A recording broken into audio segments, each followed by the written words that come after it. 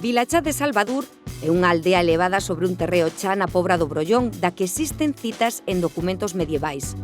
Un dos grandes atractivos desta parroquia, única no municipio que linda co río Sil, é o cultivo da vide.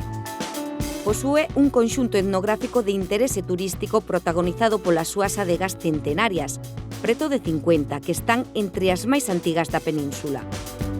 A súa ribeira foi elixida polos monxes para a súa actividade vinícola polo seu microclima, e no mes de maio celébrase a afamada Feira do Viño de Vilachá, uns caldos que gozan da denominación de orixe Ribeira Sacra. Próximo conxunto atópase o Miradoiro da Capela.